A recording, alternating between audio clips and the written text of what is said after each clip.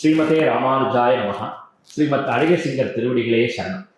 கல்யாண் ஜுவல்லர்ஸின் பாக்கியம் தொலைக்காட்சி நேயர்களுக்கு என்னுடைய சிரம் தாழ்ந்த நமஸ்காரங்கள். ஆனந்த ராகமாய் ஓர் ஆன்மீக பயணம். நீங்கள் பார்த்து கொண்டிருப்பது உங்கள் பாக்யம் சேனல். வழங்குவோர் அன்புடன் கல்யாண் ஜுவல்லர்ஸ். இது உங்கள் பாக்கியம், எங்கள் பாக்கியம். 108 திவ்ய தேசங்கள் வரிசையிலே இன்று நாம் காணப்போவது எந்த திவ்ய தேசம்?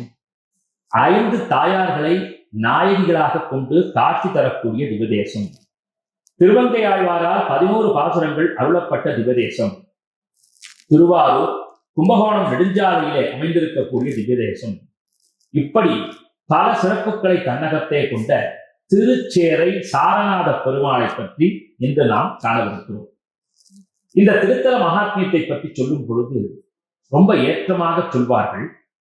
இந்த எம்பெருமான் சார நாயகிக்குரிய நாயகன்.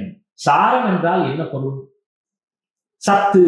அதாவது மற்றைய திவதேசங்களை விட இந்த திருச்சேரையில் இருக்கக்கூடிய மண்ணுக்கு அப்படி ஒரு மகத்துவமா. வேதங்களை காப்பாற்ற வேண்டும் என்றால் பெருமாளிடத்திலே கொண்டு காப்பாற்ற வேண்டும் என்று முடிவு செய்த பொழுது எந்த மண்ணை கொண்டு மூடி காப்பாற்றலாம் என்றால் பெருமாள் இந்த திருச்சேரை திருத்தலத்து மண்ணை வைத்துத்தான் பூசி காப்பாற்றினார்.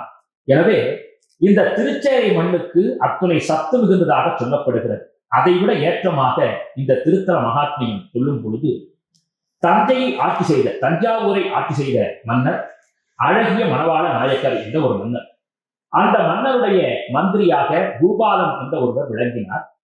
தஞ்சையை ஆட்சி செய்த நாயக்கர்களுக்கு குலதெய்வம் ஜண்டகாரண்ய கஷேத்திரம் தட்சிண துவாரகை என்று சொல்லக்கூடிய பரவாசுதேவன் ஸ்ரீ செங்கமலத்தாயா சமேத ஸ்ரீ வித்யா ராஜகோபால சுவாமி சேவை சாதிக்கக்கூடிய ராஜமன்னார்குடி. அந்த கேத்திரத்தை தான், அதாவது அந்த தலத்தை அமைப்பதற்கான திருப்பணிகளிலே அழகிய மணவாள நாயக்கர் என்ற மன்னர் ஈடுபட்டுக் கொண்டிருந்தார். எனவே மன்னார்குடி திருத்தலத்தை அமைப்பதற்காக வண்டி வண்டியாக கற்களை அனுப்பிக் கொண்டிருந்தார் மன்னர். இந்த மன்னருடைய மந்திரியான பூபாலன் திருச்சேரையில் பெருமாளுக்கு ஒரு ஆலயம் எழுப்பப்பட வேண்டும் என்ற எண்ணத்தின் அடிப்படையிலே அங்கு சென்ற வண்டியிலிருந்து வண்டிக்கு ஒரு கல்லாக எடுத்து இந்த திருச்சேரை கோவிலை கட்டி எழுப்ப ஆரம்பித்தார். இந்த விஷயம் அரசரின் காதுகளுக்கு வந்து விடுகிறது. உடனடியாக அவர் என்ன செய்தார்? அது உண்மையா என்று தெரிந்து கொள்வதற்காக அங்கே சென்றார். மன்னர் வரும் செய்தியை கேட்டவுடன் பூபாலன் சாரநாதனை பிரார்த்தனை செய்து கொண்டான். பகவானே என்னை காப்பாற்ற வேண்டும் என்று சொல்ல உடனடியாக அவர் ஒரு திருவிளையாடலை நிகழ்த்தினார்.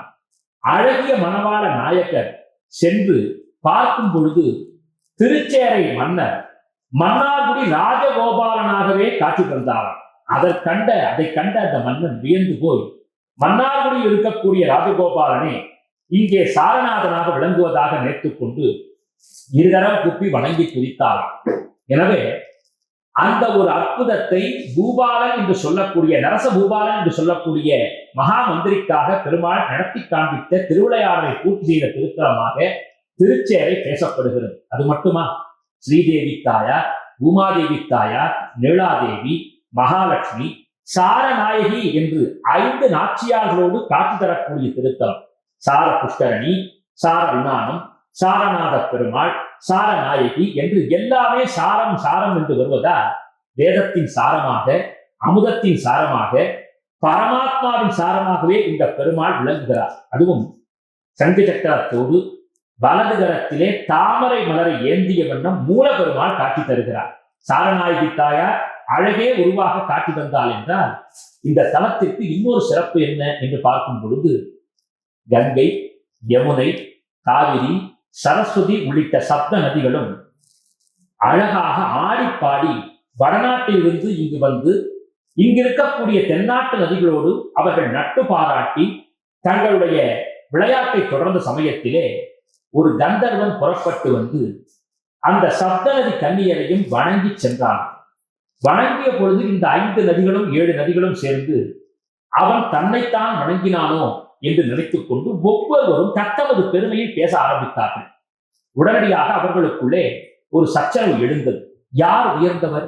கங்கையா, யமுனையா, சரஸ்வதியா, சிந்துவா, காவேரியா, கோதாவரியா என்று சர்ச்சை எழ அவர்கள் பிரம்மதேவனிடத்திலே சென்று புனிதமான நதி என்ன என்று கேட்க, இந்த யுத்தத்திலே கங்கையும் காவிரியும் மட்டும் இருக்க மற்ற நதிகள் விலகி விடுகிறார்.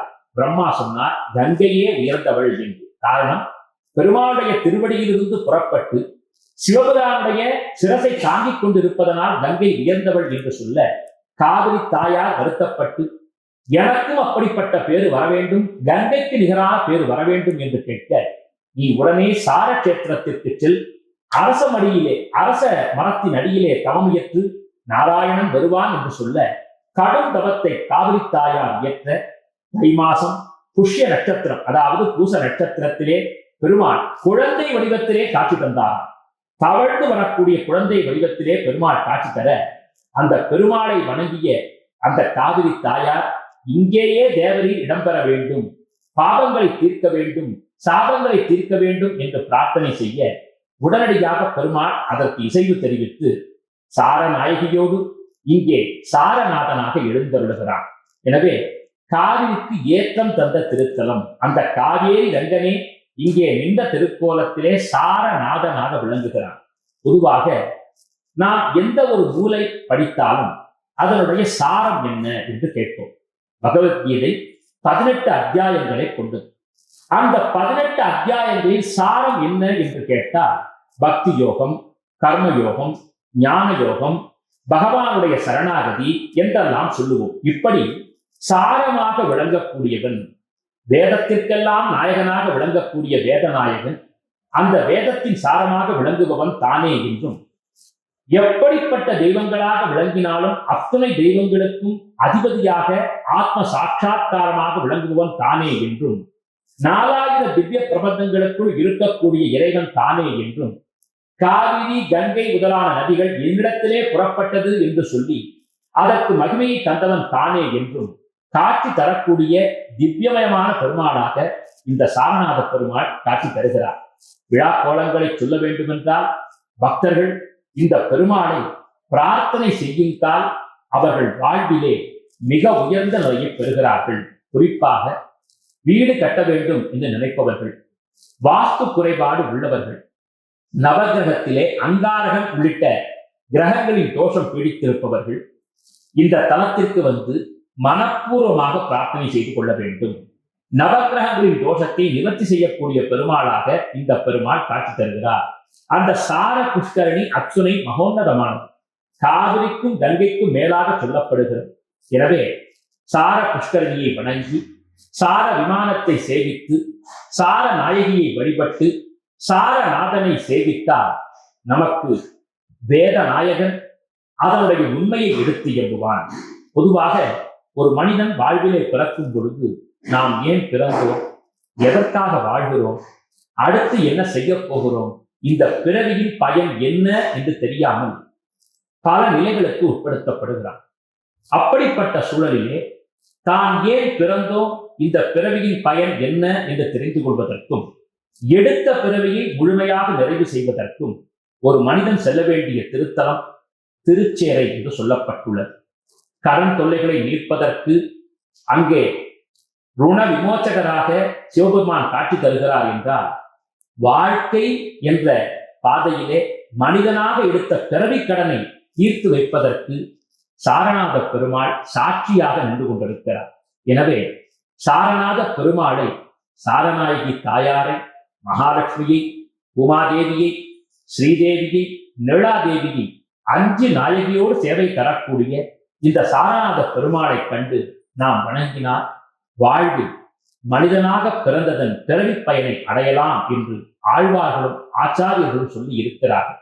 எனவே திருச்சேரை சென்று சாரநாதனை பணிந்து வாழ்க்கையின் உண்மையை புரிந்து நலமோடு வாழ்வு. சாரநாதனை சரண் புரிந்து ஆனந்த ராகமாய் ஓர் ஆன்மீக பயணம். நீங்கள் பார்த்துக் கொண்டிருப்பது உங்கள் பாக்யம் சேனல். இது உங்கள் பாக்யம், எங்கள் பாக்கியம். வழங்குவோர் அன்புடன் கல்யாண் ஜுவல்லர்ஸ்.